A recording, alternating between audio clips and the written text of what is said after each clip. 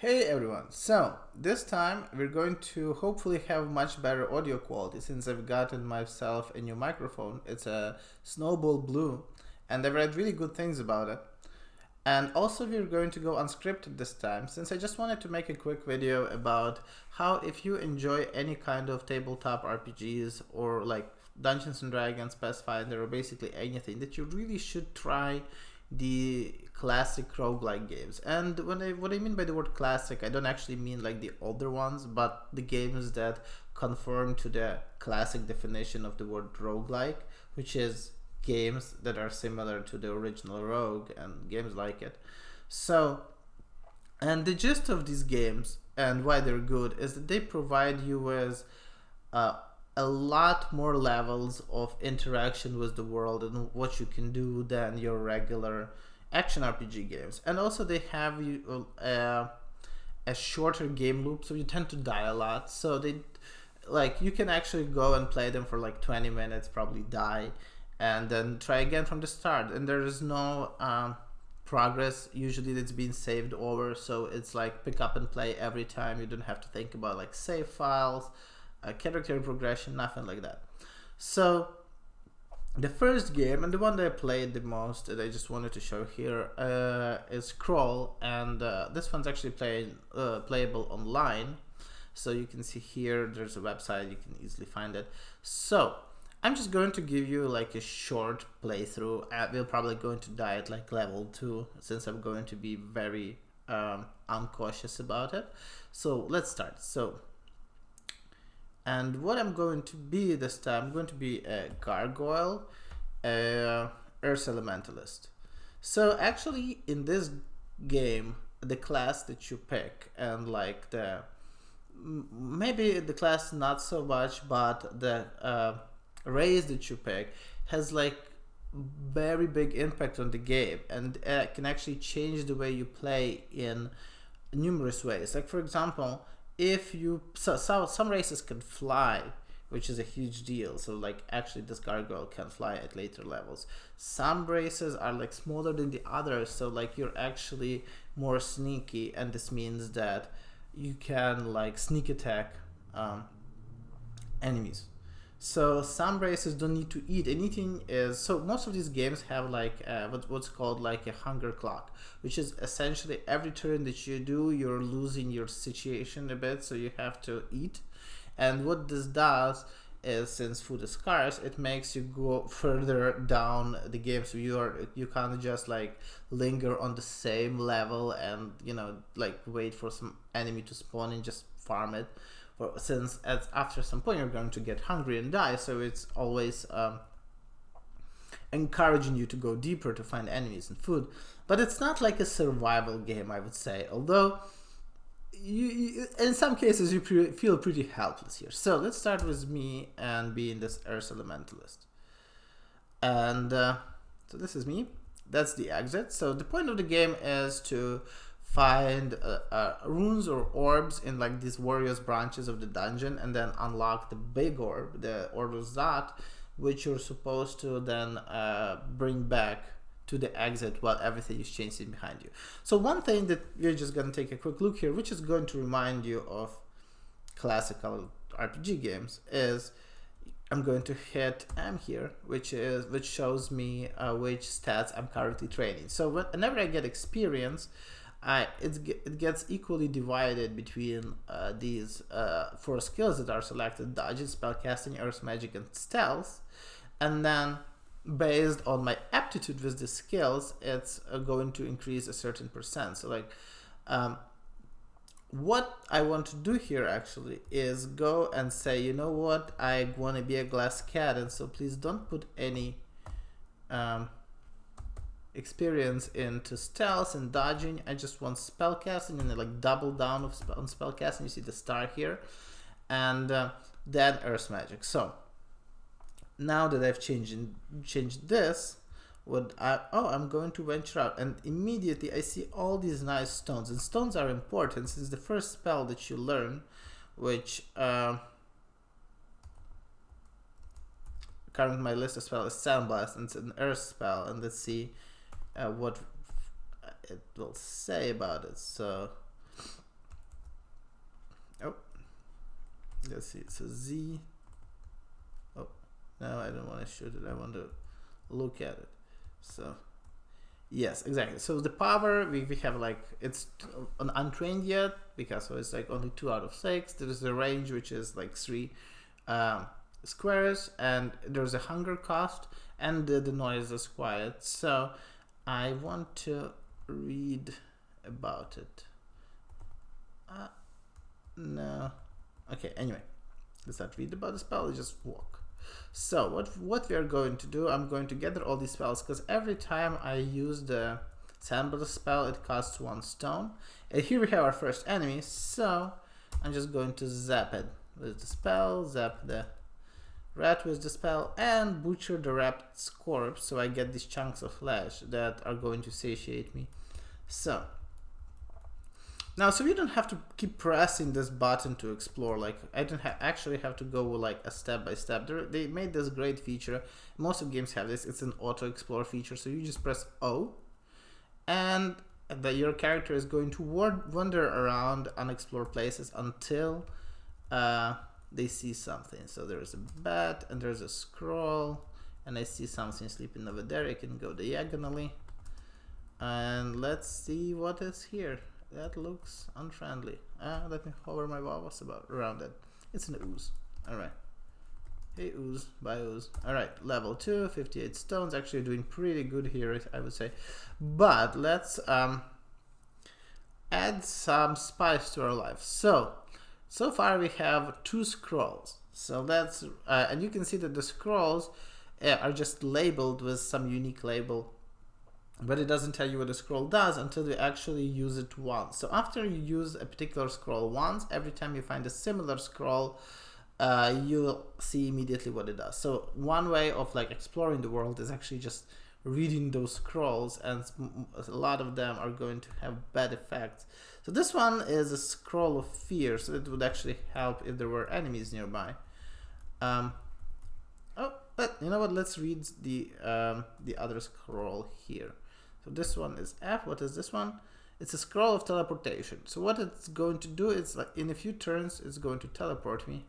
And this is a very useful thing to have when you're on later levels, and actually even on earlier ones, when you need to escape from, if you get overwhelmed by enemies. So I've got a short sword. I'm going to see my inventory. I'm going to equip it. So now I have a short sword. Also, some of the skills you can only train if you are actually using them. So for example, I think I wouldn't be able to train fighting if I didn't have a weapon in hand. So I actually have to turn this off now. And I will switch my skills to manual mode, so it's never going to automatically add or like modify this, because what usually it does on automatic mode is, like, if you found a weapon, it's going to automatically switch your experience. So you're training to get experience in that weapon that you found. So I'm butchering some corpses, auto explore. See, I'm gonna pick the stone. Let's keep auto exploring. Oh, found a new spell. Let's read the new spell. It's a spell of identify, but I don't have any unidentified items. All right. So just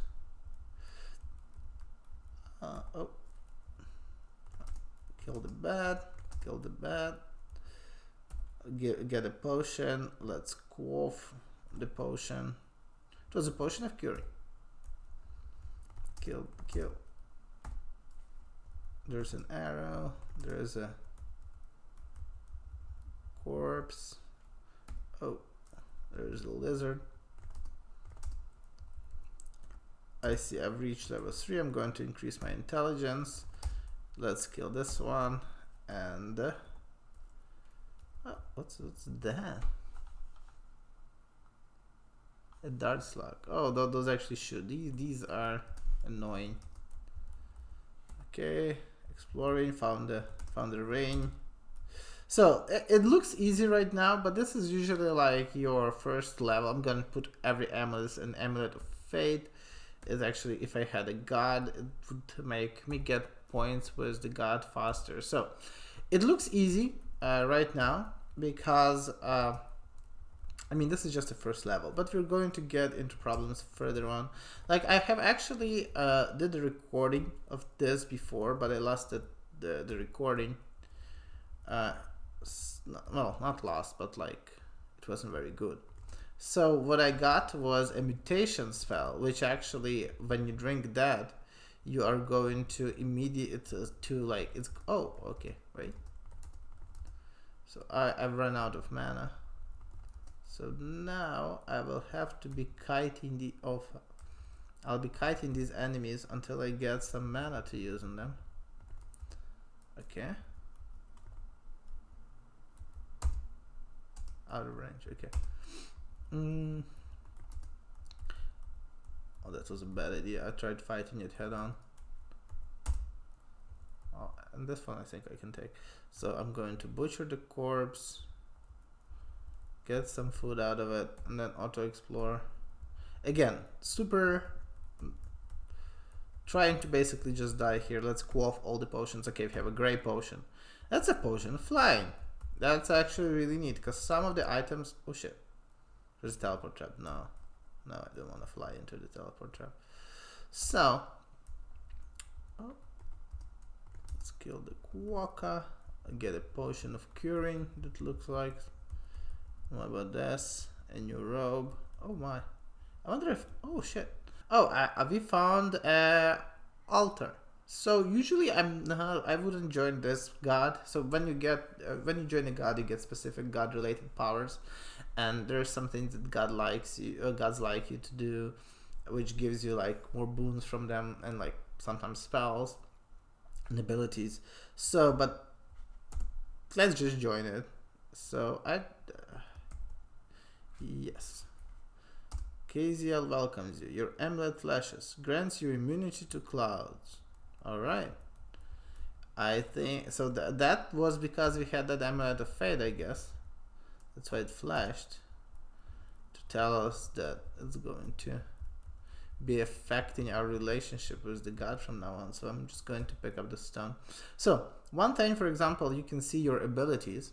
That again, every class has different. So like, I'm resistant to torment, which is actually really good, because torment is a very annoying spell on the later levels. Your body is resilient. I'm immune to poison because I'm a gargoyle. I'm resistant to negative energy. I think that's because of some of the items I got. And I can survive without breathing. And I'm immune to rotting. Alright. So I don't actually know what this god does particularly. More enemies. But level 4. Well, this is actually turning into such a good run. I haven't played this game in a long while. And like I said, the previous run that I tried to record for this, I had such bad luck. I got a bad mutation, got cloven feet, which there's another altar here. Oh, but if I were... Actually, you know what? Let me be this pair of boots. Let's put on a pair of boots. So what I could do here, and I don't know if I should, is you can change your religion, and that usually brings the wrath of your old god upon you.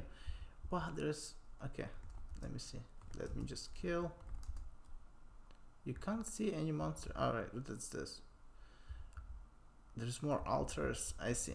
So I just picked the first one. That's no fun. But usually what I go to if I play a spellcaster is a god like Vehumet, and that god... You are feeling hungry. Let's eat some... Oh, I want to eat a rat. Let's eat a cockroach. I don't want to use a ration. I don't want to use a ration on the second floor. Okay, so there is armor that I'm done exploring. So let's go and click somewhere where I saw add staircase down. Boom. So this is very similar to like regular dungeon crawling actually. So what I'm going to do here, I'm surprisingly not dying. this is okay. Let's just put here, put on a cloak. No, don't want to inscribe it. I want to put it on. Where? There's a whip. I don't need a whip. Whip is kind of nice because you can. Oh my. Okay, maybe do I get to die? Fine. So the snake is actually a really annoying enemy for other classes because they poison you. Oh, that's like a mini boss actually. So I've run. So okay, let's see if you can beat the mini boss. So let's see if I can read a scroll. It's a scroll amnesia. Great. So can I not forget a spell? Okay. Okay. Potion of curing. Potion of curing. Okay. So, all right. What I'm going to do? I think I'm just going to stand here, and if he hits me enough times that I will fear for my life, I will just go up the stairs. So, but I think every time I hit it, it teleports. So maybe, okay, I have a spell in your face.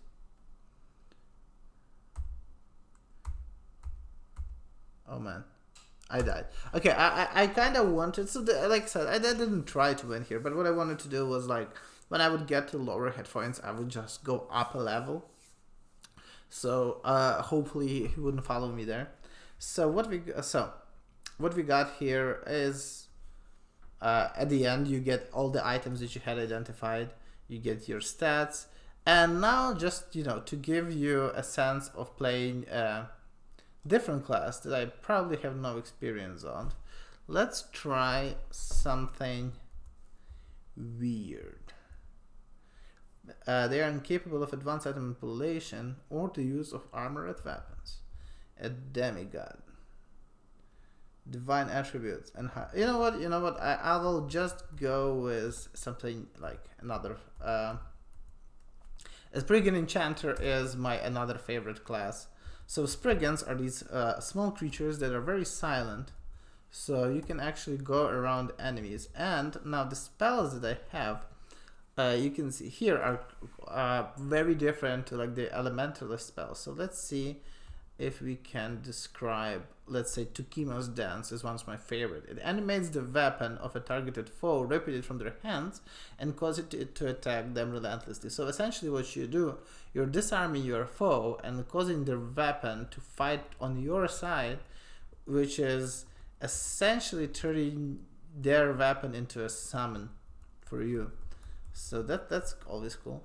And my default spell here, what that does is outlining in light. What is that? Wait, I should have memorized a better spell, I think, because outlining something in light is that does not very helpful to me. Can I learn confuse? Probably not. Okay, so what spells do I have? Corona. Eh? Come on. I just want to see my spell.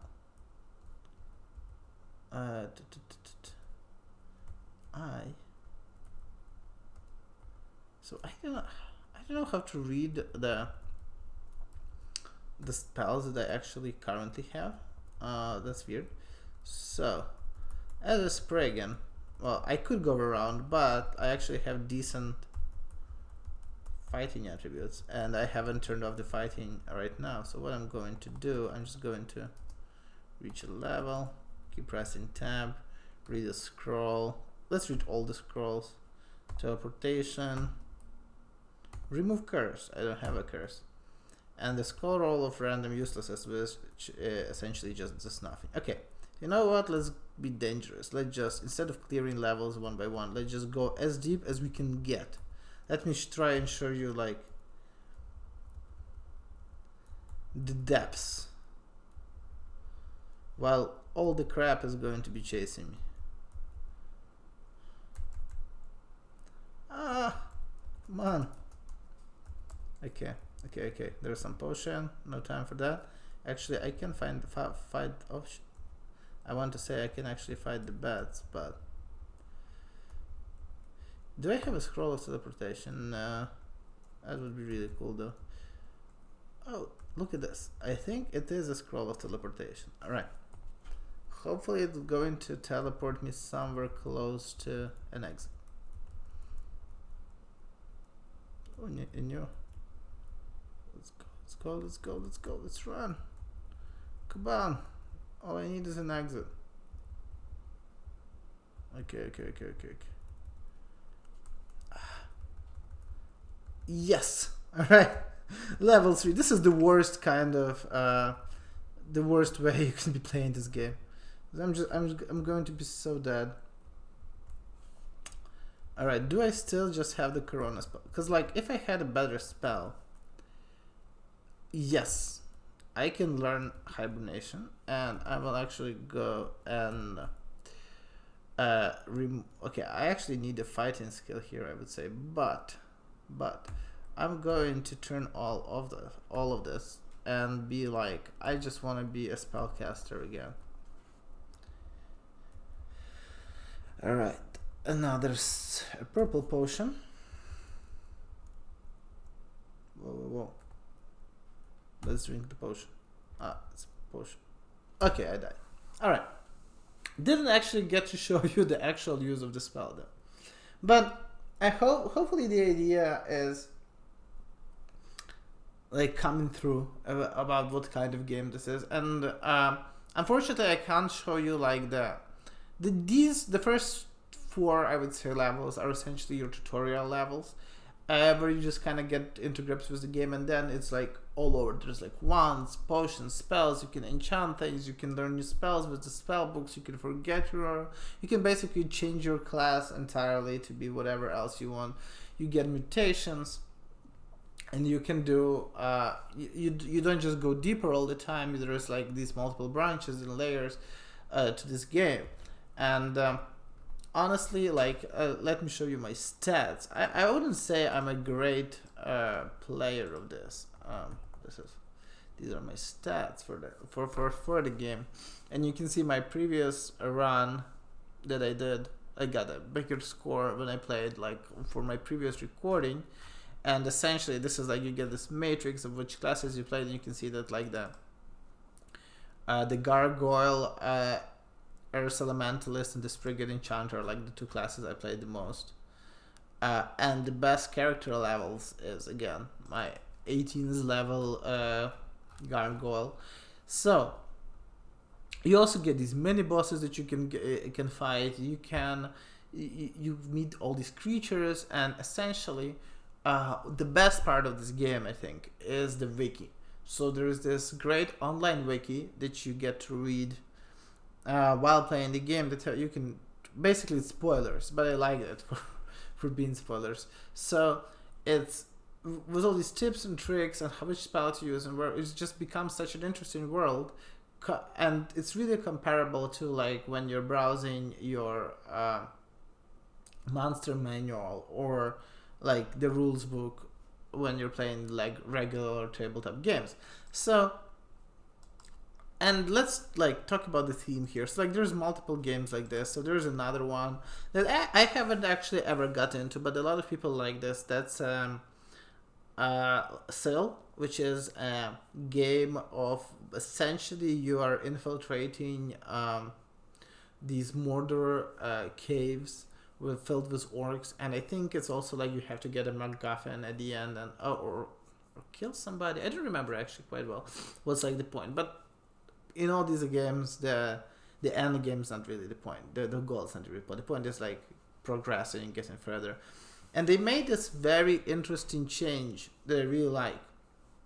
It was like my reason to try this game was that you can play it entirely stealthy, in that you actually get experience just for seeing monsters. So I think it's like 50% experience when you see the monster and 50% is if you kill it, which means that if you want to play entirely stealthy, you can actually just walk around and get experience just from noticing enemies.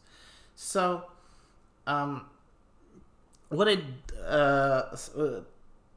didn't like about Cell was mostly just the setting. Like it's a bit too low fantasy for me. I like the crawl with its like mythical creatures, like random, spriggans or gargoyles, and like Lord of the Rings and Cell is like just more down to earth to me. It's just it felt, at least the early levels felt like different kinds of orc.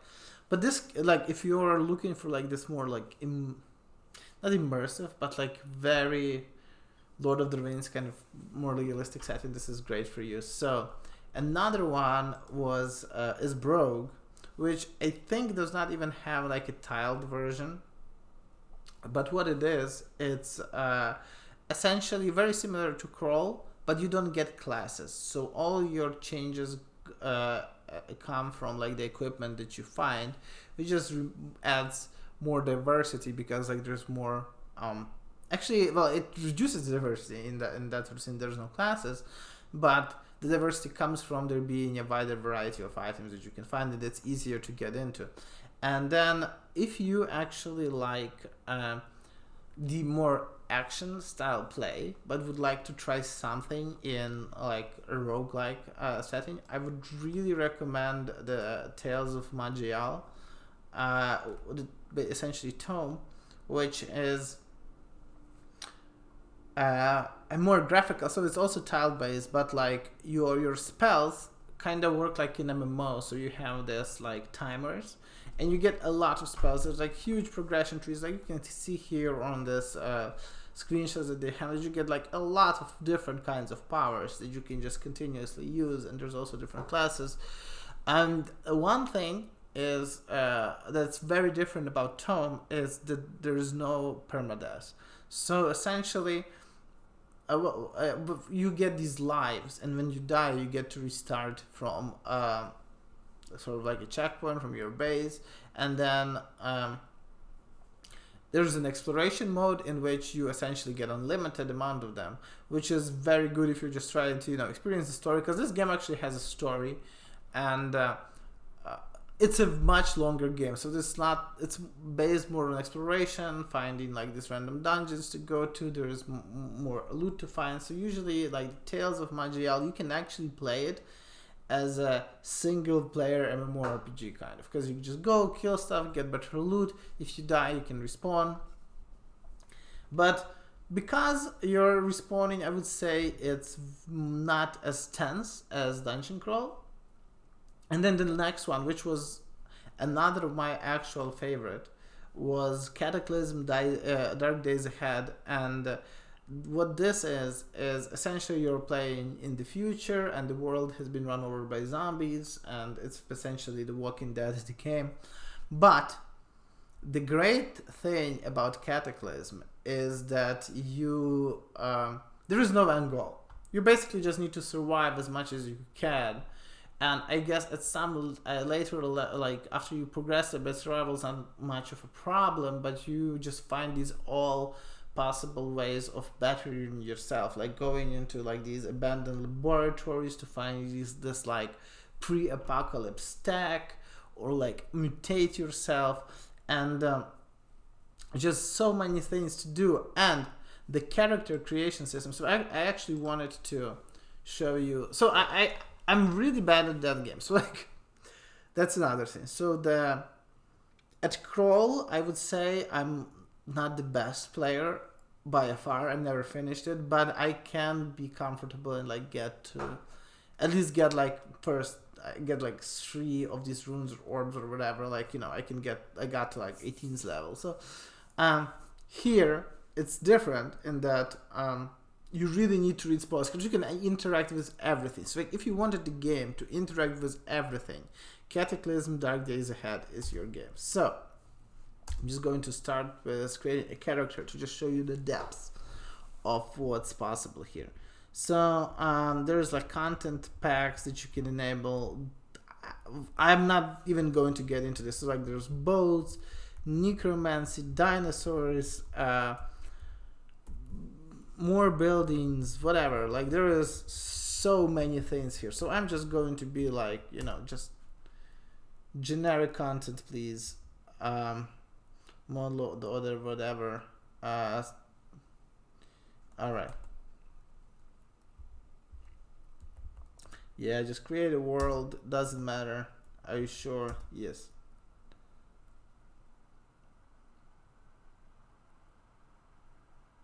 So this is like a roguelike on steroids with what they have added here. I hope it's not going to crash because it's not responding. All right, okay. Stats to read a single point pool, multiple pools. All right, let's do multiple pools. Tab.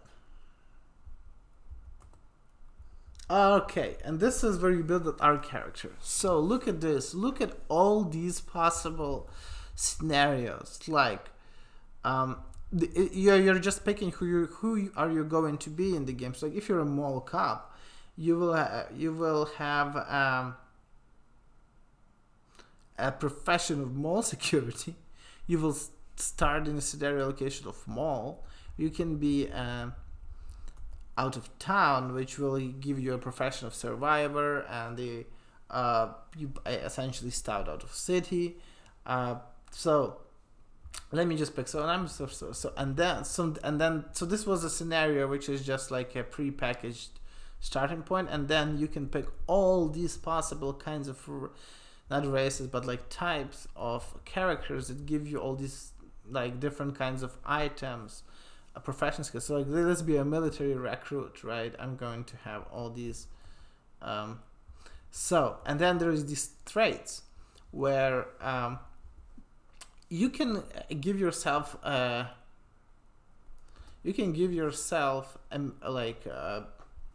boons, but you will also have to give yourself some negative traits too. Let me I hope it's Alt tab. No, Shift tab. All right.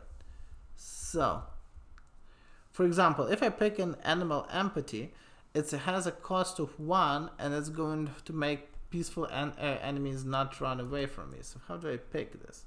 Plus.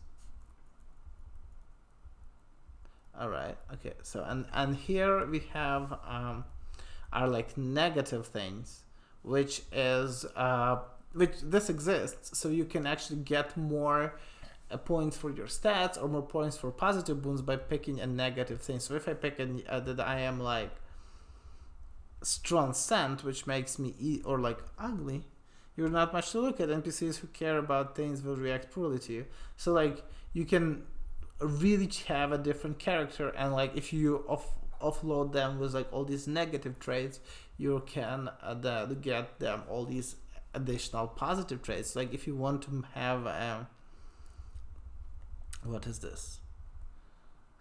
Spiritual. You've always felt there is something in the world we can see, whether driven by religious beliefs or philosophical interests. You find great inspiration in studying holy texts and experience mystical things. So let's see, I'm gonna pick them spiritual. Why not scout, robust genetics, and then I'm gonna be fragile. Not fragile. That's probably a very bad idea, but it doesn't really matter. Hate no. Hates fruit no. Wow, these are really bad. Junk food intolerance. Whatever. And now since I have some more points, I can increase some of my stats. So if you see that there's like the points left tells me that I can't go some anymore, so I'm just gonna bump some into my strength. So, okay, this is our character, and yes. So and here let's just go immediately and die. So what I was supposed to do here, and like you can see that the graphics are very different. Like this is an actual open world. There isn't a map here. So what you can do, you can pick up all these items, and what you're supposed to do is like craft. It's kind of, this is more like an actual survivor game in that you can. Let me break the bench. How do I break? You know what? I don't remember the controls. I don't want to look them up. I just want to show you the word really. Just take my word for it that what you can do here is you can actually interact with everything. You can break benches to get like sticks, and then you can combine the sticks into a hammer. You can use sticks and like wood to close doors, and you can use these to like warn yourself from all the zombies. And look here, we found a highway, I guess, or just a road. There's a German Shepherd. Let's ignore the German Shepherd. Is it a zombie German Shepherd, or is it like a regular German Shepherd? I don't know. Let's see. What? Spot the German press. Alright. I just want to see. We can see some enemies. There's cars. You can repair a car, and you can actually use cars to. But what I want to do is I want to see some of the actual zombie. Oh, there's a bike. Can I use a bike? That would be so cool. No, it doesn't look like it. Okay, these are actual zombies which are going to hit me right in the face. And some zombies do electricity. No, don't really. No. Okay. What's this? There's a cemetery is probably such a bad place to be at. No. Okay, so I think I'm just going to be dead very fast. I wanted to show you a city. But, so this is more like a survival game if you really want to get into it. So I just got dead. Watch the last moments of your life. Alright, so let's accept my fate. And I survived 1 hour and 2 minutes of game time apparently. So this is again, I didn't want to do like a gameplay of this. I just wanted like to do a quick video. I don't actually remember all the key bindings, and you actually kind of need to remember these in these kinds of games, but it's not hard. But if you like survival games, like, I don't know, Minecraft, not really Minecraft, I guess Minecraft in like the way where you find things and like you actually play Minecraft and like you defend from zombies and not like just build stuff. This is a really good game, and you can basically get lost entirely in the wiki if you get into this. So let me go close this real fast. Right, but what I would really recommend is trying crawl first, just because this is very visual game to play. Like you get the races are very familiar, and you don't really need to read the wiki that much like this Cataclysm. Cataclysm is a great game if you want like full immersion, but like it's much harder to play, and crawl is much more fantasy like. And I think so. Let's actually check my longest run in crawl. Let me see recent game. Oh, does it show a best game here? Unfortunately no, but you can, yeah. So these are all very short. So like the longest current run I have is like a 2-hour run, which got me let's see. And this is also really nice that you get these snapshots of when you died and what you had on yourself. So, and what's very interesting with these games, and especially it came from like the old game of NetHack, was the term yast, which is like yet another stupid death. Because in most cases, when you die, it's so sometimes it's very random, I would say. Like you can actually sometimes walk into a room and get, especially at later levels, and get like a spell in your face that will next to kill you, and that happens. But usually when you die in these games, it's because you weren't cautious enough or you took an unnecessary risk. Like when I played and I was like, okay, I'm just going to try and not run away from this enemy just yet because I think I could get him. And once, and my best run when I was at like 18, the 18th level run, was I had all these kinds of magic wands, potions and items for like health, healing, teleport, everything.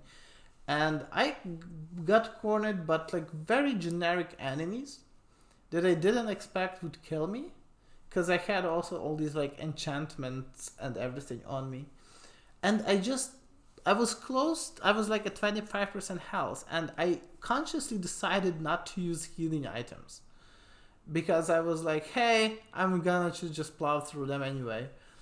And yeah, they got a critical hit, and I think that was basically the death of me, because like they got a critical hit. I start like drinking the potion. I got my health back, and then I think I got some very negative stat effect from them. I think it was, I don't know what kind of a stat effect, but it essentially made me unable to move, so I couldn't do this pass wall thing where I got through the wall and escaped. So yeah, I basically died after like putting, I would say, maybe 8 or 9 hours into the game, and it's not continuous. So another thing is you can't save in these types of games, but what you can do is you can save and quit. So like if you can essentially pause the game, you can save it that way, but you can't have save states. So like if you in the sort of thing that like if you die, there's really no coming back unless you play it on your local desktop and you cheat by backing up your save file from time to time. Then it's kind of possible, but yeah. So hopefully you like it. So you can just go here to like crawl crazyjug.org. Actually, if you just type DCSS online, you'll find the thing right here. So it's going to redirect you register and you can also just watch other people playing, which is also nice. So like if you find a like lower, like a higher level game going on, you can usually just like watch them as they play. All right, so hopefully you will like the audio quality this time much more, and see you next time.